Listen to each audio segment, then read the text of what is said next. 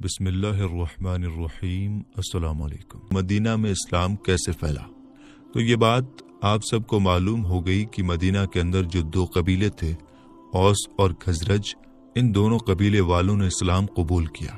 اور اللہ کے رسول صلی اللہ تعالی علیہ وسلم نے انہیں انصار کا لقب عطا فرمایا اور اس لقب سے یہ لوگ مشہور ہو گئے۔ انصار صحابہ بھلے ہی پہلے بت پرستی کرتے تھے، بتوں کی پوجا کرتے تھے، مگر ان لوگوں کا رہن سہن یہودیوں کے ساتھ تھا اور یہودی لوگ توریت کی تلاوت کرتے تھے، جس میں یہ بات صاف صاف موجود تھی کہ اللہ کے آخری نبی تشریف لانے والے ہیں۔ تو کیونکہ انصار صحابہ یہودیوں کے ساتھ رہتے تھے، اس کی وجہ سے انہیں یہ بات معلوم ہو چکی تھی کہ اللہ کے آخری پیغمبر آنے والے ہیں، اور مدینہ کے یہودی اکثر انصار کے دونوں قبیلوں اوس اور خزرج کو دھمکیاں بھی دیا کرتے تھے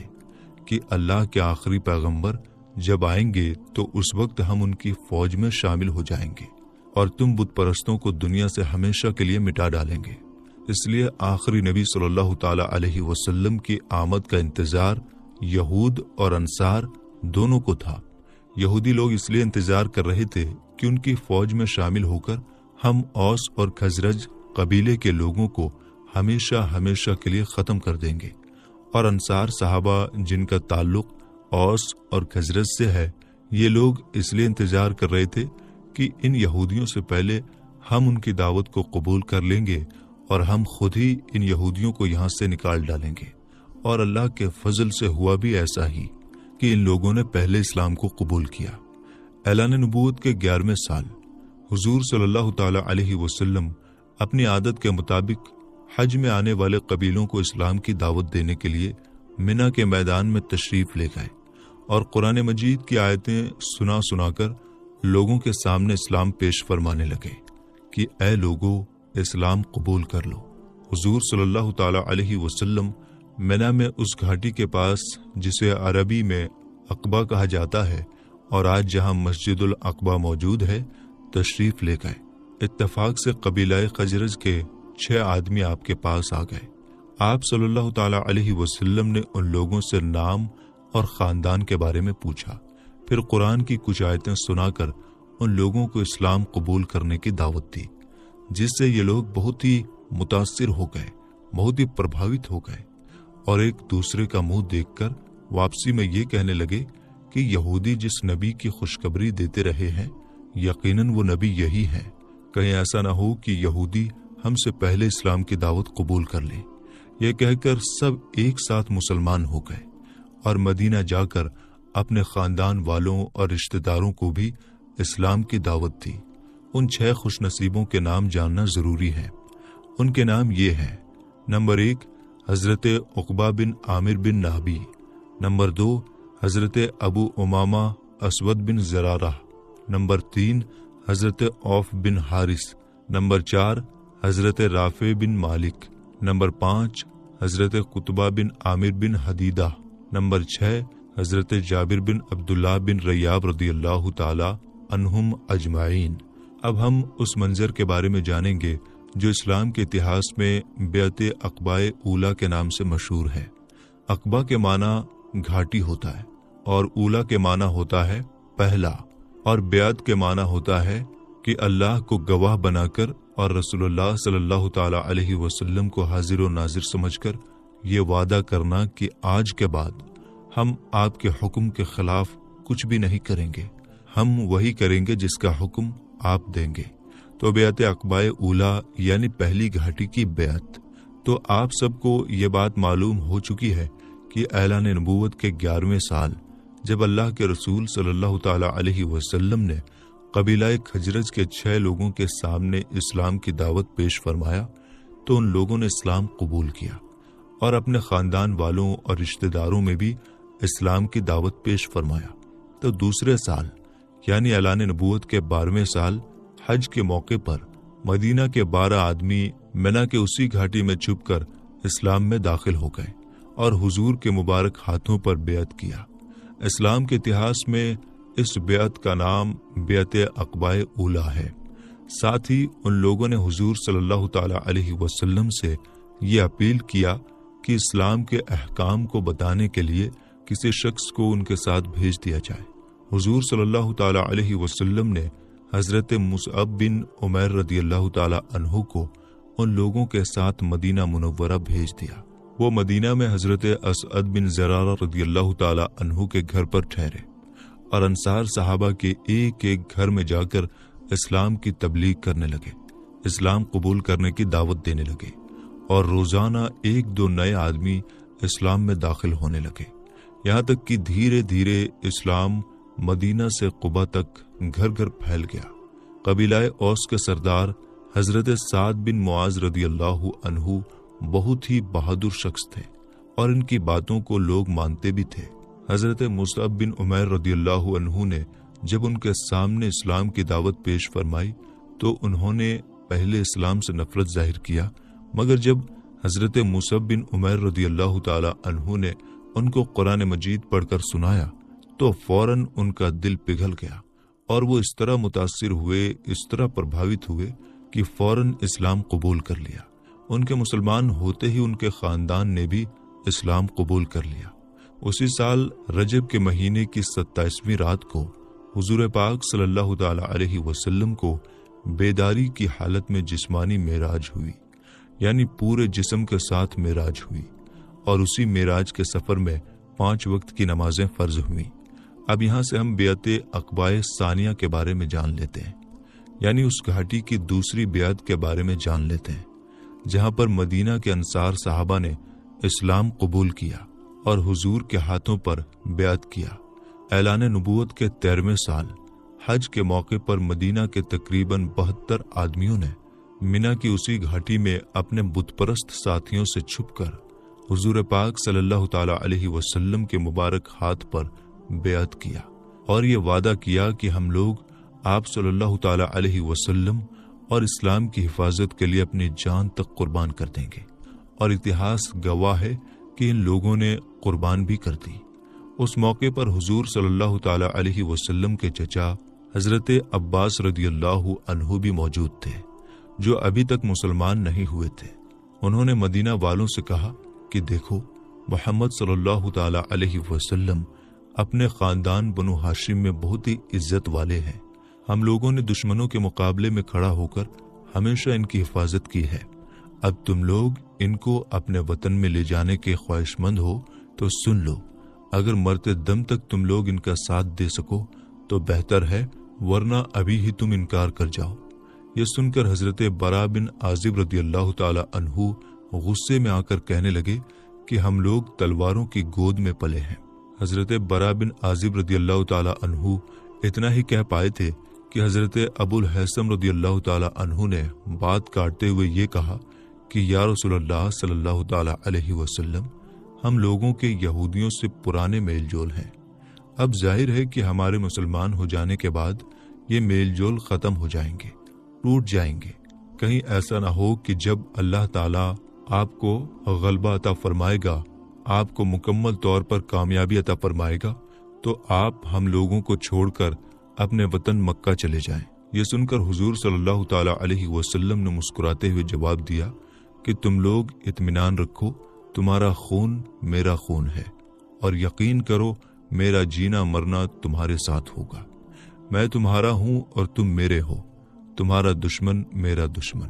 اور تمہارا دوست میرا دوست ہے۔ جب انصار یہ بیعت کر ہی رہے تھے تو حضرت سعد بن زرارہ رضی اللہ تعالی عنہ نے یا حضرت عباس بن نزلہ رضی اللہ تعالی عنہ نے کہا کہ میرے بھائیو، تمہیں یہ خبر بھی ہے کہ تم لوگ کس چیز پر بیعت کر رہے ہو؟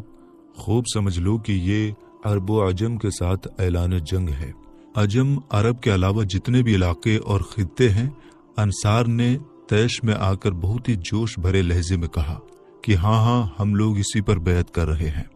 بیعت ہو جانے کے بعد حضور صلی اللہ تعالی علیہ وسلم نے اس جماعت میں سے، اس گروہ میں سے 12 آدمیوں کو سردار مقرر فرمایا۔ ان میں 9 آدمی قبیلہ خزرج کے اور 3 آدمی قبیلہ اوس کے تھے۔ اس کے بعد یہ تمام حضرات اپنے اپنے ڈیروں پر چلے گئے۔ صبح کے وقت جب قریش کو اس واقعے کی خبر ملی تو وہ لوگ آگ ببولا ہو گئے، اور ان لوگوں نے ڈانٹ کر مدینہ والوں سے پوچھا کہ کیا تم لوگوں نے ہمارے ساتھ جنگ کرنے کے لیے محمد صلی اللہ تعالی علیہ وسلم سے بیعت کیا ہے؟ انصار کے کچھ ساتھیوں نے جو مسلمان نہیں ہوئے تھے یہ بتایا کہ ہمیں معلوم نہیں۔ یہ سن کر قریش واپس چلے گئے، مگر جب تحقیق کے بعد کچھ انصار کی بیعت کے بارے میں پتہ چلا تو قریش بہت ہی غصے میں آ گئے اور بیعت کرنے والوں کی گرفتاری کے لیے پیچھا بھی کیا، مگر قریش حضرت سعد بن عبادہ رضی اللہ عنہ کے سوا کسی اور کو نہیں پکڑ سکے۔ قریش حضرت سعد بن عبادہ رضی اللہ تعالی عنہ کو اپنے ساتھ مکہ لائے اور ان کو قید کر دیا، مگر جب زبیر بن مطعم اور حارث بن حرب بن امیہ کو پتہ چلا تو ان دونوں نے قریش کو سمجھایا کہ خدا کے لیے سعد بن عبادہ رضی اللہ تعالی عنہ کو فوراً چھوڑ دو، ورنہ تمہارا جو بزنس ملک شام میں چلتا ہے وہ بند ہو جائے گا۔ یہ سن کر قریش نے حضرت سعد بن عبادہ کو قید سے رہا کر دیا اور خیریت کے ساتھ حضرت سعد بن عبادہ رضی اللہ تعالی عنہ مدینہ منورہ پہنچ گئے۔ مدینہ منورہ میں جب اسلام کو پھلنے پھولنے کے لیے اور مسلمانوں کو آباد ہونے کے لیے ایک بہترین جگہ مل گئی تو حضور رحمت عالم صلی اللہ تعالی علیہ وسلم نے صحابہ اکرام کو عام اجازت دے دی کہ وہ مکہ سے ہجرت کر کے مدینہ چلے جائیں، یعنی وہ مکہ کو چھوڑ کر مدینہ کو اپنا وطن بنا لیں۔ چنانچہ سب سے پہلے حضرت ابو سلمہ رضی اللہ تعالی عنہ نے مکہ سے مدینہ کی طرف ہجرت فرمایا، اس کے بعد ایک کے بعد دوسرے لوگ بھی مدینہ کی طرف روانہ ہونے لگے اور مدینہ کو اپنا وطن بنانے لگے۔ جب مکہ کے کافروں کو پتہ چلا تو انہوں نے روک ٹوک شروع کر دی، مگر چھپ چھپ کر لوگ ہجرت کرتے رہے، یہاں تک کہ دھیرے دھیرے بہت سے صحابہ اکرام مدینہ منورہ تشریف لے گئے۔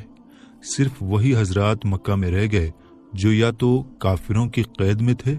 یا اپنی غریبی کی وجہ سے مدینہ جانے سے مجبور تھے۔ حضور صلی اللہ تعالی علیہ وسلم کو کیونکہ ابھی تک خدا کی طرف سے ہجرت کا حکم نہیں ملا تھا، اس لیے اللہ کے رسول صلی اللہ تعالی علیہ وسلم مکہ ہی میں رہے، اور حضرت ابوبکر صدیق اور حضرت علی مرتضیٰ رضی اللہ تعالی عنہما کو بھی آپ نے ہجرت سے روک لیا تھا۔ یہ دونوں حضرات بھی حضور صلی اللہ تعالی علیہ وسلم کے ساتھ مکہ میں رکے ہوئے تھے۔ جب مکہ کے کافروں نے یہ دیکھ لیا کہ حضور صلی اللہ تعالی علیہ وسلم اور مسلمانوں کے مددگار مکہ سے باہر مدینہ میں بھی تشریف لے گئے اور مدینہ جانے والے مسلمانوں کو انصار صحابہ نے اپنی پناہ میں لے لیا ہے، ان کی حفاظت کی ذمہ داری لے لی ہے، تو مکہ کے کافروں کو یہ خطرہ محسوس ہونے لگا کہ کہیں ایسا نہ ہو کہ محمد صلی اللہ تعالی علیہ وسلم بھی مدینہ چلے جائیں اور وہاں سے اپنے چاہنے والوں کی فوج لے کر مکہ پر حملہ کر دیں۔ چنانچہ اس خطرے کو روکنے کے لیے مکہ کے کافروں نے ایک بہت بڑی میٹنگ رکھی، اور یہ میٹنگ اس گھر میں ہوئی جسے ان لوگوں نے میٹنگ کے لیے بنایا تھا، اور اس کا نام دار الندوہ رکھا تھا۔ اور یہ مکہ کے کافروں کا ایسا زبردست اجتماع تھا کہ مکہ کا کوئی بھی ایسا عقل مند نہ تھا جو اس میٹنگ میں شامل نہ ہوا ہو۔ خصوصیت کے ساتھ ابو سفیان، ابو جہل، عتبہ، جبیر بن مطعم، نضر بن حارث، ابو البختری، زمعہ بن اسود، حکیم بن حزام، امیہ بن خلف وغیرہ سارے سردار اس مجلس میں موجود تھے۔ شیطان لعین بھی کمبل اوڑھے ایک بہت بڑے بزرگ کی صورت میں آ گیا۔ قریش کے سرداروں نے اس کا نام اور اس کے خاندان کے بارے میں پوچھا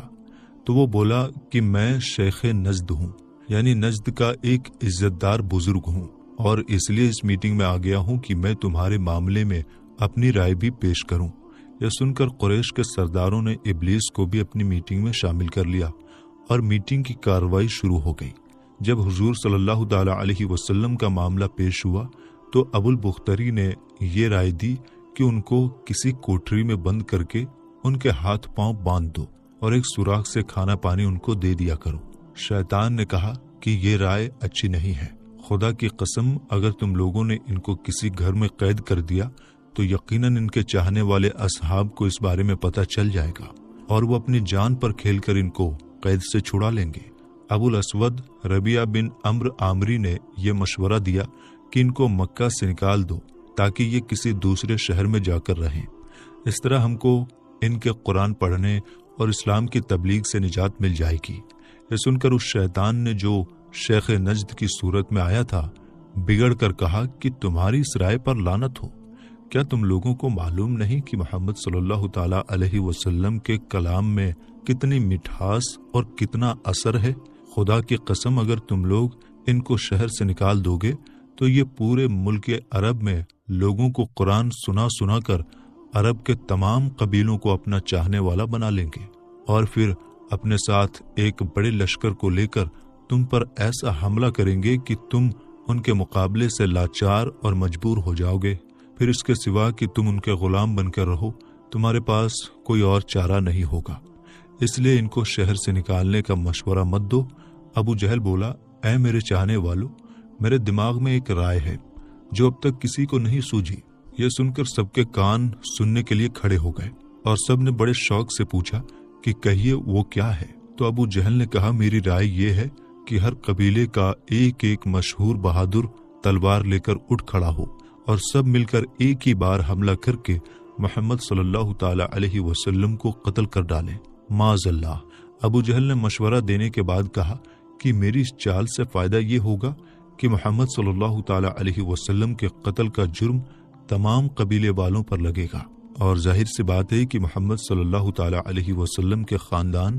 بنو ہاشم محمد صلی اللہ تعالی علیہ وسلم کے خون کا بدلہ لینے کے لیے عرب کے تمام قبیلوں سے لڑنے کی طاقت نہیں رکھتے، اس لیے یقیناً ان کا خاندان محمد صلی اللہ تعالی علیہ وسلم کے خون کے بدلے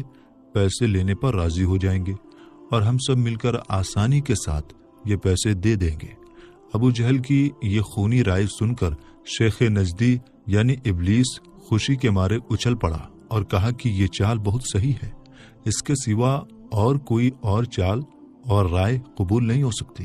چنانچہ جتنے لوگ اس میٹنگ میں جمع ہوئے تھے سب نے اس رائے اور اس چال کو قبول کر لیا اور میٹنگ ختم ہو گئی، اور ہر شخص یہ خوفناک ارادہ لے کر اپنے اپنے گھر چلا گیا۔ اللہ تعالیٰ نے قرآن مجید کی اس آیت میں اس واقعے کا ذکر فرماتے ہوئے ارشاد فرمایا، جس کا ترجمہ یہ ہے کہ اے محبوب، یاد کیجئے جس وقت کفار آپ کے بارے میں خفیہ تدبیر کر رہے تھے، یعنی چھپ کر آپ کے بارے میں ایک دوسرے سے رائے لے رہے تھے کہ آپ کو قید کر دیں یا قتل کر دیں یا شہر سے نکال دیں۔ یہ لوگ خفیہ تدبیر کر رہے تھے اور اللہ خفیہ تدبیر کر رہا تھا، اور اللہ کی پوشیدہ خفیہ تدبیر سب سے بہتر ہے۔ اللہ تعالیٰ کی خفیہ تدبیر کیا تھی؟ اب یہاں سے ہم اس دردناک واقعے کو جانیں گے جسے ہجرت رسول کا واقعہ کہا گیا ہے۔ جب کافروں نے حضور صلی اللہ تعالی علیہ وسلم کے قتل کا پلان بنا کر میٹنگ ختم کر لیا اور اپنے اپنے گھروں کو چلے گئے، تو حضرت جبریل علیہ السلام اللہ تعالیٰ کا حکم لے کر نازل ہو گئے کہ اے محبوب، آج رات کو آپ اپنے بستر پر نہ سوئیں اور ہجرت کر کے مدینہ تشریف لے جائیں۔ چنانچہ دوپہر کے وقت حضور صلی اللہ تعالی علیہ وسلم اپنے دوست حضرت ابو بکر صدیق رضی اللہ تعالی عنہ کے گھر تشریف لے گئے، اور حضرت ابو بکر صدیق رضی اللہ تعالی عنہ سے فرمایا کہ سب گھر والوں کو ہٹا دو، کچھ مشورہ کرنا ہے۔ حضرت ابو بکر صدیق رضی اللہ تعالی عنہ نے عرض کیا،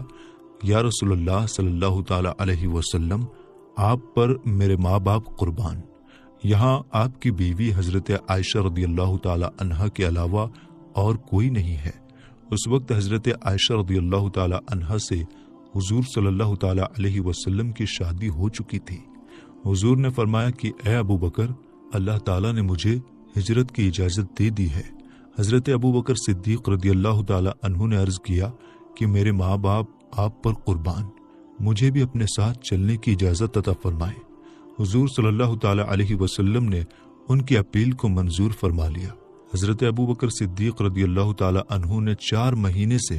2 اونٹنیاں ببول کی پتی کھلا کھلا کر تیار کی تھی کہ ہجرت کے وقت یہ سواری کے کام آئیں گی۔ عرض کیا، یا رسول اللہ صلی اللہ تعالی علیہ وسلم، ان میں سے ایک اونٹنی آپ قبول فرما لیں۔ اللہ کے رسول صلی اللہ تعالی علیہ وسلم نے فرمایا کہ قبول ہے، مگر میں اس کی قیمت دے دوں گا۔ حضرت ابو بکر صدیق رضی اللہ تعالی عنہ نے مجبوراً اس کو قبول کیا۔ اس وقت حضرت عائشہ رضی اللہ تعالی عنہا کی عمر تو بہت کم تھی، لیکن ان کی بڑی بہن حضرت بی بی اسما رضی اللہ تعالی عنہا نے سفر کی تیاری میں مدد کیا۔ اس تھیلے کو جس میں کھانا رکھا ہوا تھا اپنی کمر کے پٹکے کو پھاڑ کر 2 ٹکڑے کر دیے، ایک ٹکڑے سے اس توشہ دان کو باندھا जिसमें खाना रखा हुआ था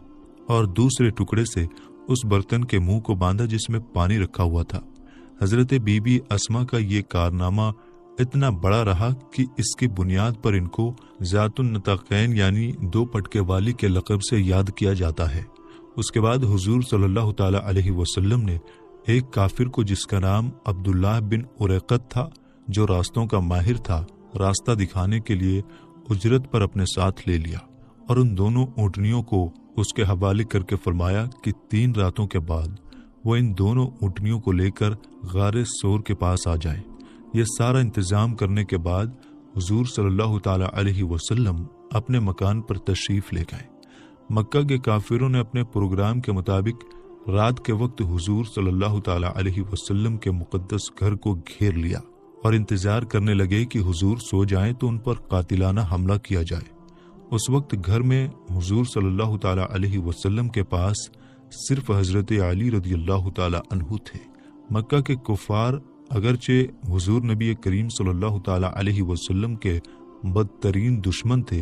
मगर उसके बावजूद हुजूर सल्लल्लाहु ताला अलैहि वसल्लम की दयानत और ईमानदारी पर काफिरों को इस तरह भरोसा था कि वो अपने कीमती माल और सामान को हुजूर सल्लल्लाहु ताला अलैहि वसल्लम के पास अमानत के तौर पर रखते थे। चुनांचे उस वक्त भी बहुत सी अमानतें हुजूर सल्लल्लाहु ताला अलैहि वसल्लम के घर पर मौजूद थीं। हुजूर ने हजरत अली रदियल्लाहु ताला अन्हु से फरमाया कि तुम मेरी हरे रंग की चादर ओढ़कर मेरे बिस्तर पर सो जाओ और मेरे चले जाने के बाद कुरैश की तमाम अमानतें उनके मालिकों को सौंप कर मदीना चले आना। ये बड़ा ही खौफनाक और बड़े सख्त खतरे का मौका था। हजरत अली को मालूम था कि मक्का के कुफार हुजूर सल्लल्लाहु ताला अलैहि वसल्लम के कत्ल का इरादा कर चुके हैं,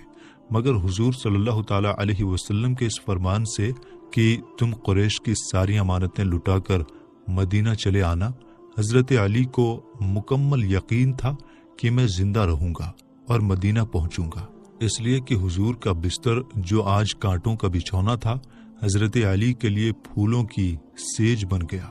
और हजरत अली बिस्तर पर सुबह तक आराम के साथ मीठी मीठी नींद सोते रहे।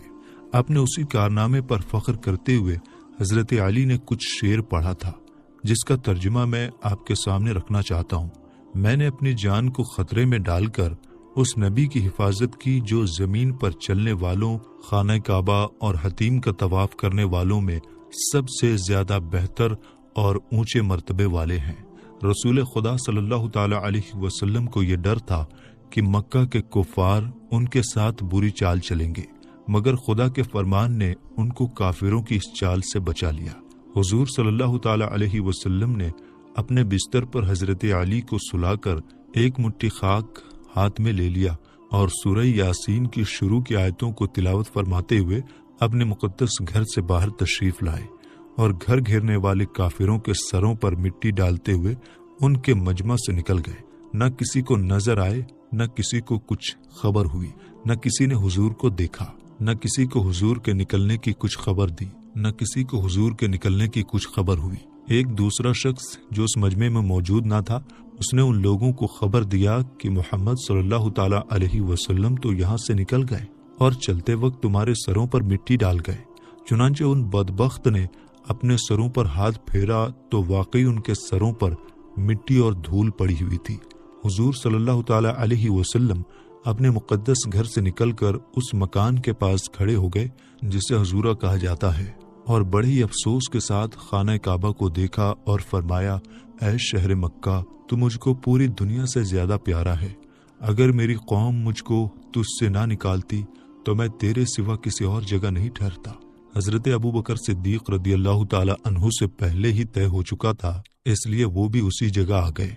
और इस ख्याल से कि मक्का के कुफार हमारे कदमों के निशान से हमारा रास्ता पहचान कर हमारा पीछा ना करें। फिर ये देखा कि हुजूर के मुकद्दस पांव जख्मी हो गए हैं। हजरत अबू बकर ने हुजूर को अपने कंधों पर सवार कर लिया और इस तरह कांटेदार झाड़ियों और नुकीले पत्थर वाली पहाड़ियों को रोंदते हुए उसी रात गारे सोर पहुंच गए। हजरत अबू बकर सिद्दीक रदियल्लाहु ताला अन्हु पहले खुद गार यानी गुफा में दाखिल हुए और अच्छी तरह गुफा की सफाई की और अपने बदन के कपड़े फाड़ फाड़ कर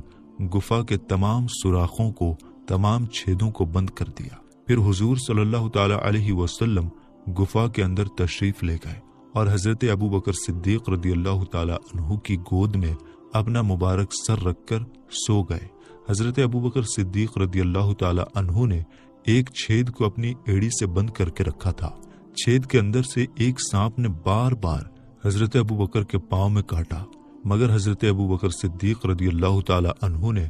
इस ख्याल से पांव नहीं हटाया कि हुजूर सल्लल्लाहु ताला अलैहि वसल्लम की नींद में कहीं खलल न पड़ जाए। मगर जब दर्द हद से ज्यादा बढ़ गया तो हजरत अबू बकर सिद्दीक की आंखों में आंसू जारी हो गए और ये आंसू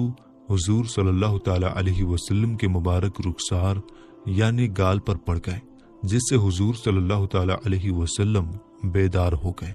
और अपने दोस्त को रोता देखकर बेकरार हो गए। पूछा, ए अबू बकर क्या हुआ? उन्होंने अर्ज किया कि या रसूलल्लाह सल्लल्लाहु ताला अलैहि वसल्लम, मुझे सांप ने काट लिया है। ये सुनकर हुजूर ने जख्म पर अपना मुबारक थूक लगा दिया, जिससे फौरन ही सारा दर्द खत्म हो गया। हुजूर सल्लल्लाहु ताला अलैहि वसल्लम 3 रात उस गुफा में रुके रहे। हजरत अबू बकर सिद्दीक रदियल्लाहु ताला अन्हु के जवान बेटे हजरत अब्दुल्लाह रदियल्लाहु ताला अन्हु हर दिन रात के वक्त गुफा के मुंह पर सोते और सुबह होते ही मक्का चले जाते और पता लगाते कि कुरैश क्या प्लानिंग कर रहे हैं। जो कुछ खबर मिलती शाम को आकर हुजूर को बता देते। हजरत अबू बकर सिद्दीक रदियल्लाहु ताला अन्हु के गुलाम हजरत आमिर बिन फुहैरा रदियल्लाहु ताला अन्हु कुछ रात गुजरने के बाद चरागाह से बकरियां लेकर गुफा के पास आ जाते हैं और उन बकरियों का दूध हुजूर सल्लल्लाहु ताला अलैहि वसल्लम और उनके दोस्त हजरत अबू बकर सिद्दीक पी लेते थे।